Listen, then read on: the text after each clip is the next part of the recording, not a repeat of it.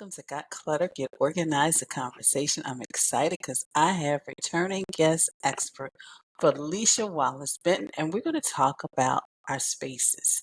Specifically, those of you who are parents, the kids, the back to school, their stuff and your stuff, and just how to really make it more functional, specifically for those of you, because I know a lot of you are living in small spaces. So, Felicia, thank you so much for joining us. Thank you for having me again, Janet. Always a pleasure. So before we get into the back to school strategies of just how to organize a small space, I wanted to ask you, because you've been on here so many times, what are some of the things that you love about working with clients? Because I know you're just passionate about interior design, but I wanted you just to share with us some of the things you love doing. um, well, I love working with my clients because my theory is everybody has a creative eye. And I do believe, even though they say, oh, I'm not creative at all, I don't know how to do this, you kind of do because you already have a feel as to what you want for any space that we're working on. So I kind of get a thrill out of meeting my clients and seeing their directives and then going from there and bringing their overall vision to life. So that's what the joy I get out of my clients is basically when I give them the questionnaire, learning what they want, what they perceive as artistic, what they perceive as comfortable, what colors they're like, and then bringing it to fruition and then just, having them ooh and ah and all over their space. That's And that sounds so exciting, so exciting. So today the conversation is about, the back to school, the parents, the kids, but specifically the small spaces, because as you and I both know, a lot of times, spaces are getting smaller and yeah. people are raising children, whether it's a condo, whether it's an apartment. So, what are some of the challenges that they may have when it comes to just the kids and possibly the pets and those small spaces? Is really where you come in is organizing and also trying to see what fits into the space. So, for those that can, I tell my clients to measure out. Like if you're, downsizing, you may not have access to the property right away, especially if you're moving. But if you do, take measurements of that space. And then I also say, don't try to do it yourself. Work with a professional, like you, a professional organizer, or me, a designer, because we can help you to assess what you can and cannot bring into the space, and also what you should bring into the space. And normally, those suggestions will help you to really create a space that functions to the way that you need it. So it really doesn't matter how small the space, you can still have one gorgeous and stylish interior. Yeah. And you're right about that, and you're right about bringing the professionals in because we see it from a different eye. Correct. We Yeah. see what they need to bring, suggest some things that maybe they shouldn't bring, and the pieces that they have specifically for you and how they can work together. Because sometimes, and like you said, the entryway, there's so many different things you can do with an entryway so that you just are not, tripping over the shoes and the book bags and maybe the dog stuff and whatever else is there as well. So, with the back to school season, and we're in it now, what are some of the maybe strategies that parents can use in order, maybe it's the entryway or maybe it's, just the spaces in the home because maybe there are two parents, two kids, dog, and they're living in a small space. I mean, I'm just thinking off the top of my head, 800 square feet. Of course, I've seen some smaller, but just a few things they maybe can do to make it functional without feeling cluttered. Right. So you hit the nail on the head. In any small space, what I tell my clients is I need to know how you operate, and the way that you operate is going to be ideal for how I design it. If you want to make any changes, they're going to have to be incorporated. But with anybody, it takes a while for those changes become habits. So, like in the foyer, if I introduce like something to put your shoes on before you come into the house, it has to become a habit for your kids to take the shoes off, to put them on the shoe rack, and then go about their business. So it's a combination of both. So I get to see how they operate. And then if they're not used to doing that, then maybe, okay, so why don't we just have them do everything, take their coats and everything off right here.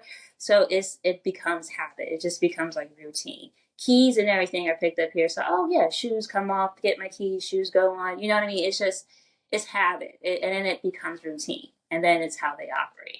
So that's the key to overall designing, and that's what I help people when they're designing any small space, even like a bathroom. I need to know, how many people are using it, who's brushing their teeth. Like if all four of you are, then you need something, where all four of you guys can access this, and you need it in a place where it's not obstructing to everything else that you have to do. You need storage for X, Y, and Z. If you have small kids and like those little toys and stuff you put in a tub, you need storage for that too. So again, it's all about how you operate in the space and then creating that habit so you can do that and again still have that gorgeous interior. In that space, so it's not feeling cluttered. And the smaller the space, the quicker it gets cluttered. But it doesn't. That's with any space. It gets cluttered, but it gets cluttered faster because it's smaller. So as long as you're organized. And you're right. And I like what you said, habits and routines, because you can bring in all the wonderful pieces. I can tell them, hey, here's some hooks.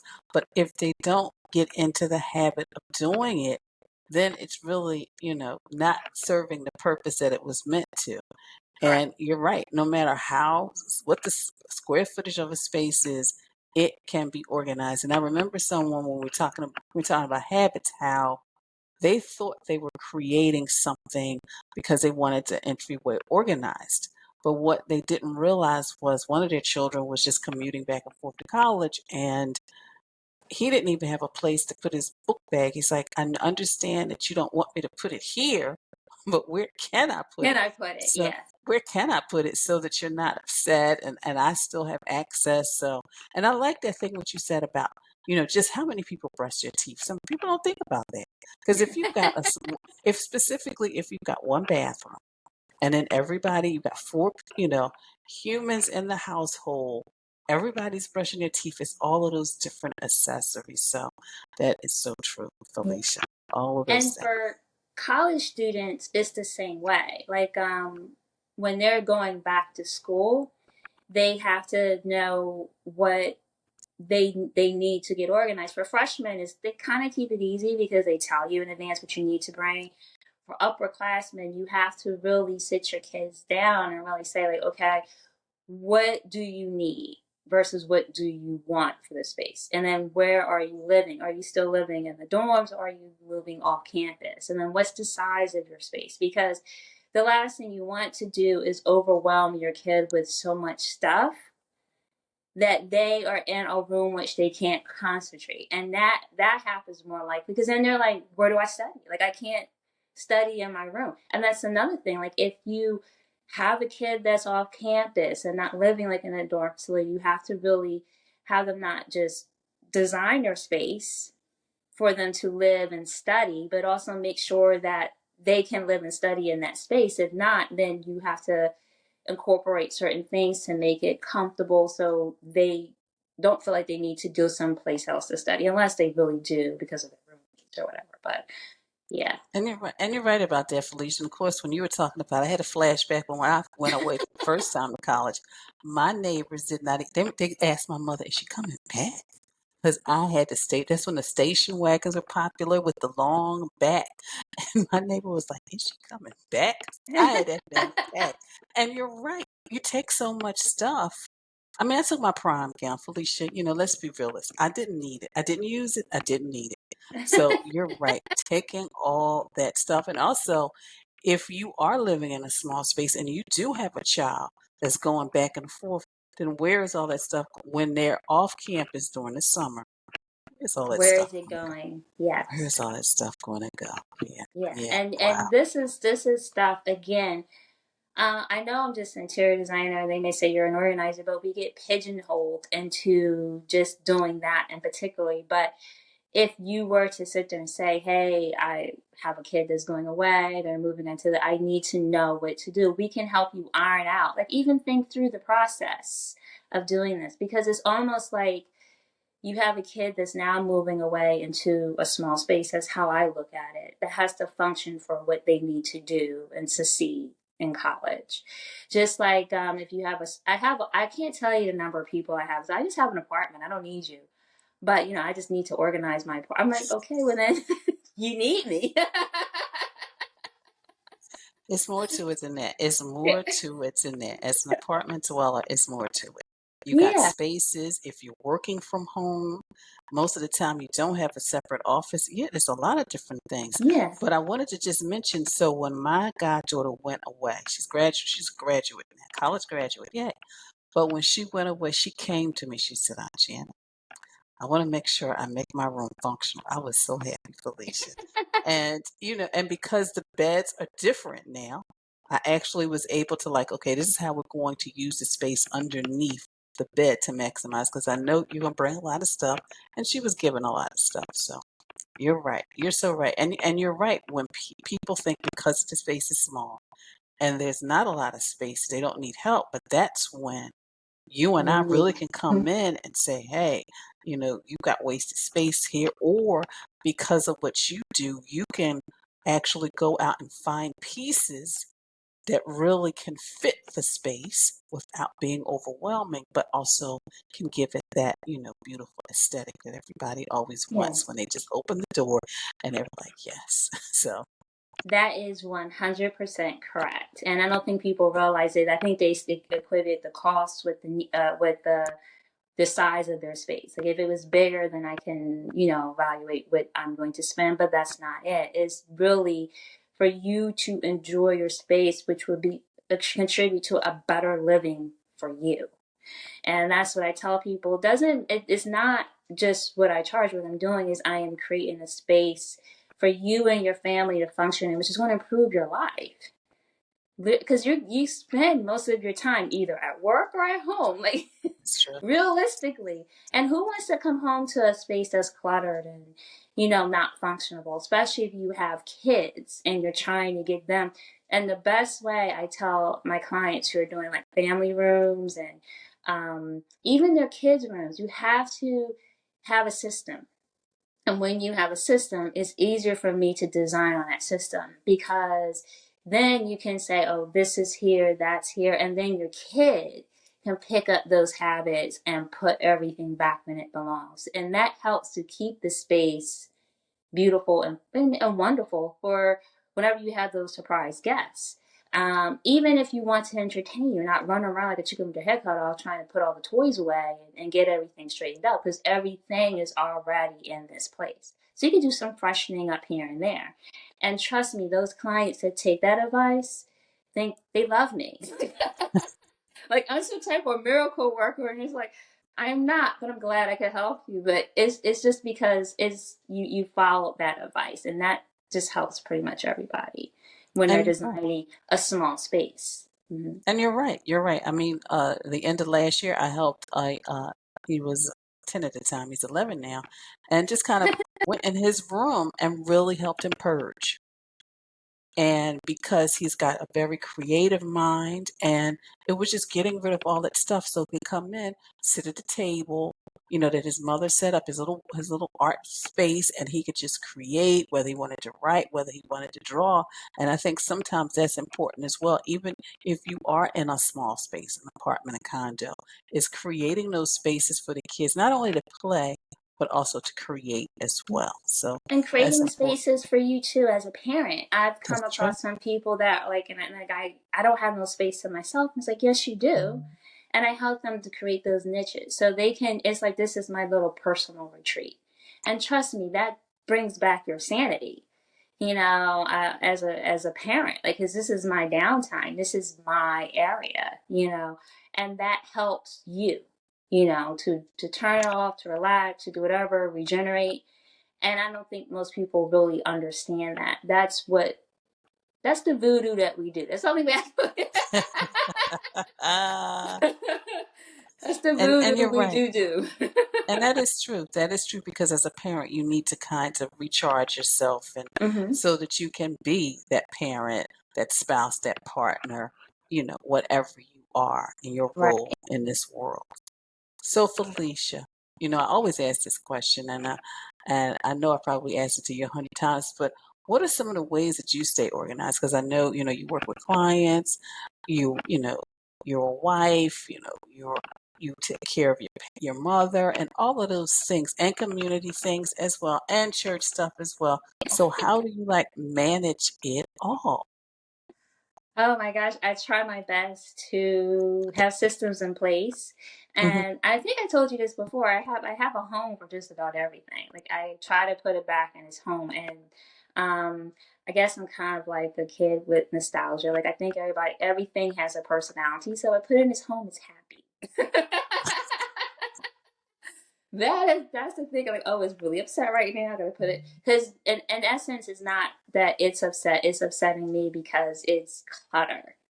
You understand what I'm saying? So it's just that mindset that if I give it a home, I'm not letting it sit on the table. I give it a home, it's not making piles in my office. If I give it a home, it's not cluttering up my bedroom. So it's like every space still feels like a sanctuary if I just put it, take it home, basically. So it doesn't feel like it's out of place or lost or whatever.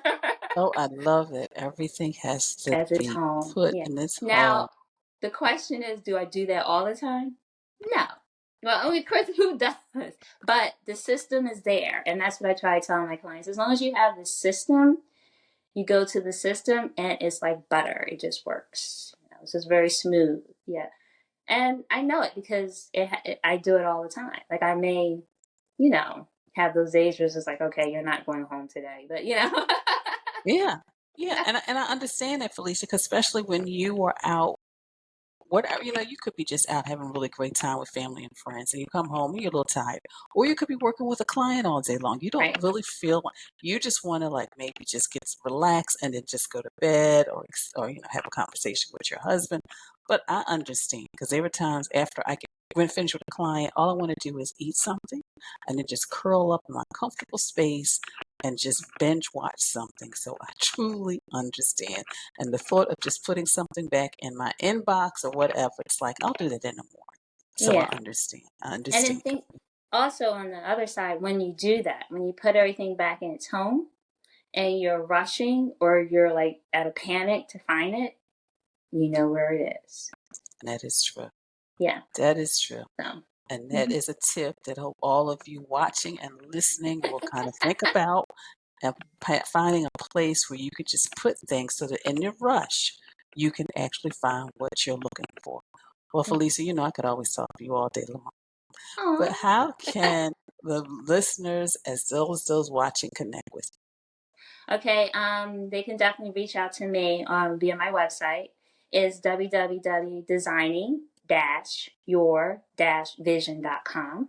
They can email me too at fbenton at designing-your-vision.com. And those are just the best ways that you can definitely contact me and reach out to me. And I'll be more than happy to, if you say that you saw me via the podcast, I'll just give you like a free consult.